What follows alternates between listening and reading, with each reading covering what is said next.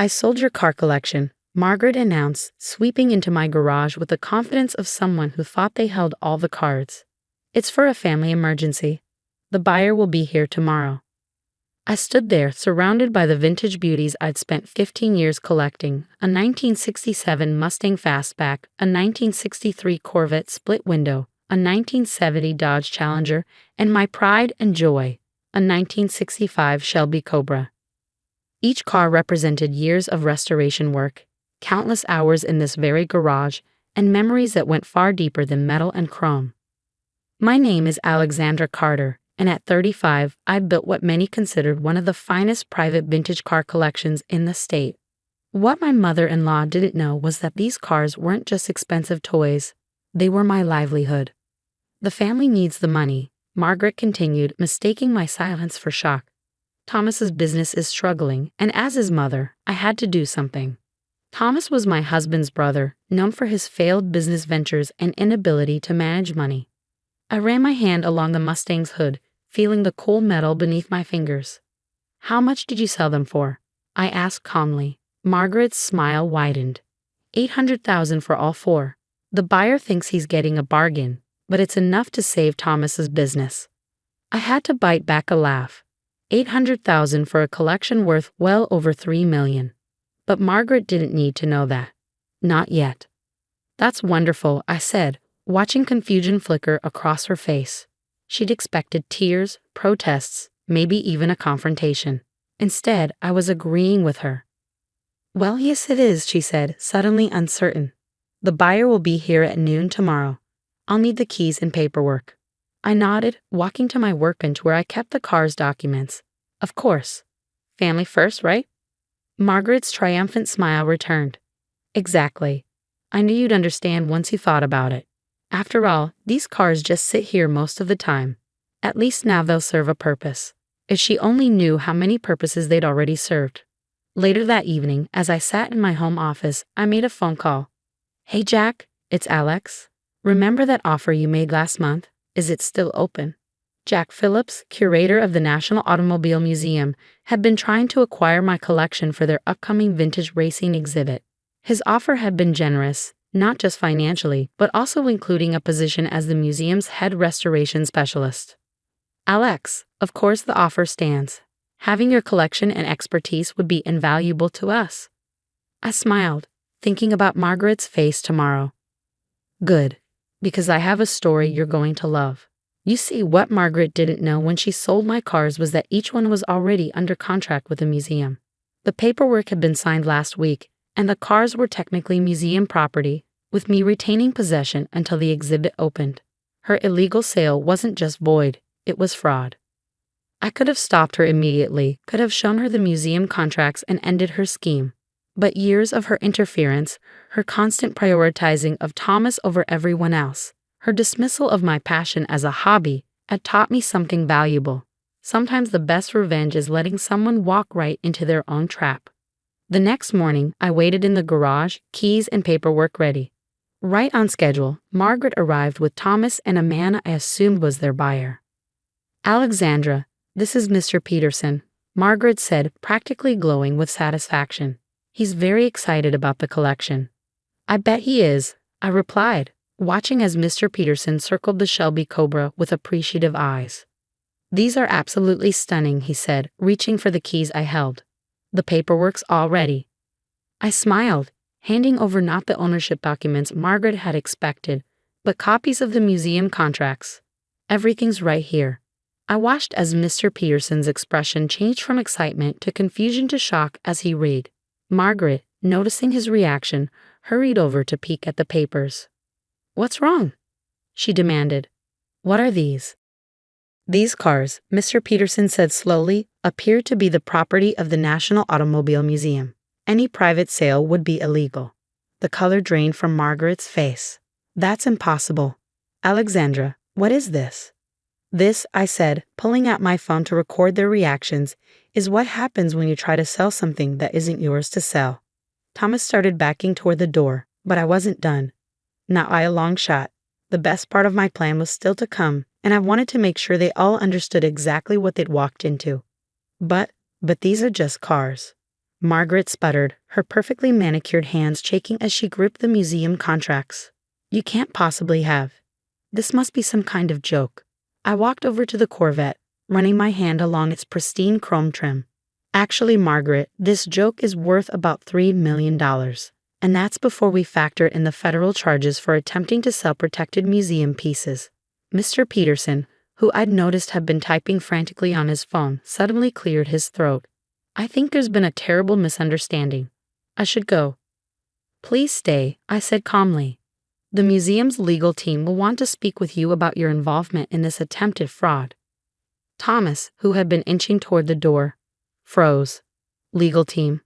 Oh yes, I smiled, pulling up the security camera feed on my phone.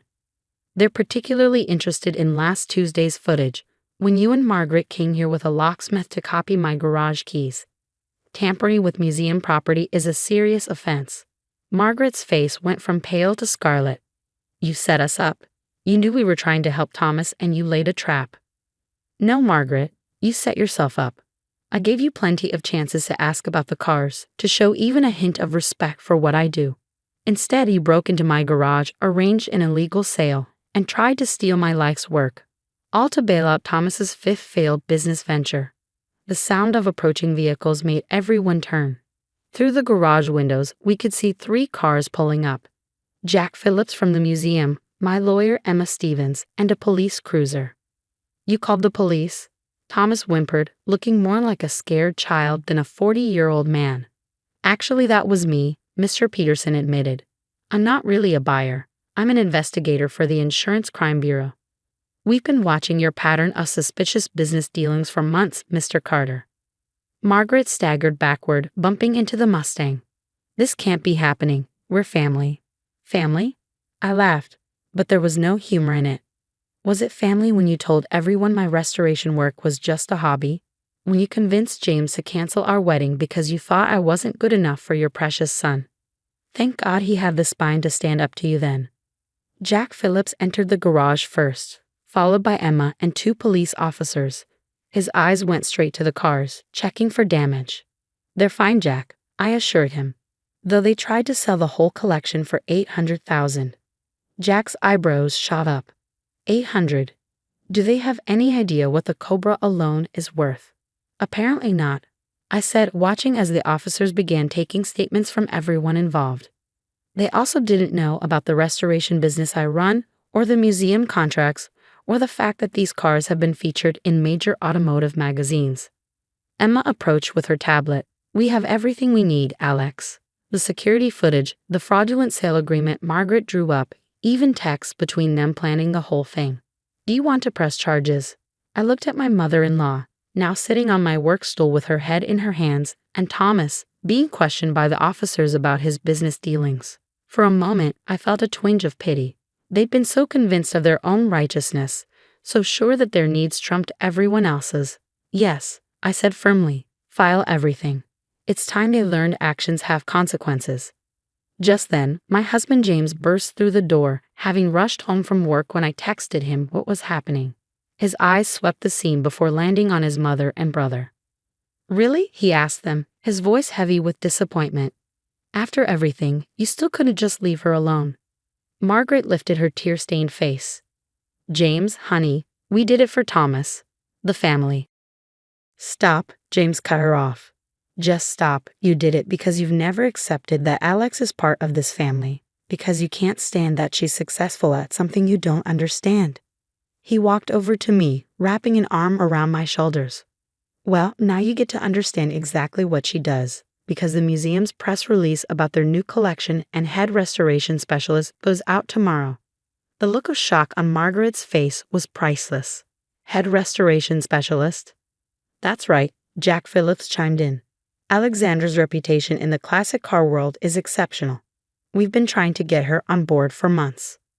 As the officers led Thomas and Margaret out to discuss their charges, I felt a weight lift from my shoulders. Years of dismissal, of snide comments and backhanded compliments were finally ending. James squeezed my shoulder. You okay? I nodded, looking at my beautiful cars, now officially part of something bigger than Margaret's small-minded schemes. You know what? I really am. 3 months after the garage incident, I stood in the National Automobile Museum's main exhibition hall, watching as visitors admired my collection. The cars gleamed under perfect lighting, each one accompanied by a plaque detailing its history and restoration journey. My personal favorite was the sign next to the Shelby Cobra, restored by Alexandra Carter, head of Restoration Services. Every time I saw it, I thought about Margaret's face when she learned what her attempt to sell my hobby had cost her. The fraud charges had hit both her and Thomas hard. Thomas faced significant legal consequences for his pattern of suspicious business dealings, while Margaret's reputation in her precious social circles was in shambles. The local papers had run the story with headlines like "Mother-in-law's classic car heist backfires." "There's my star curator," Jack called out, approaching with a group of people in expensive suits. "Alexandra, I'd like you to meet some board members from other automotive museums. They're very interested in your restoration techniques." As I chatted with them about paint matching and engine rebuilds, I caught sight of a familiar figure hovering near the entrance, my father-in-law, George. Unlike Margaret, he had no part in the attempted theft, and the whole incident had apparently opened his eyes to some uncomfortable truths about his wife and son. "Excuse me," I said to the group, making my way over to him. "Alexandra," he said quietly, looking around the exhibition. This is incredible. I had no idea." I smiled, genuinely glad to see him. "Would you like a tour?" He nodded, following me as I walked him through the collection. Unlike Margaret, who'd never shown any interest in understanding my work, George asked thoughtful questions about each car's history and restoration process.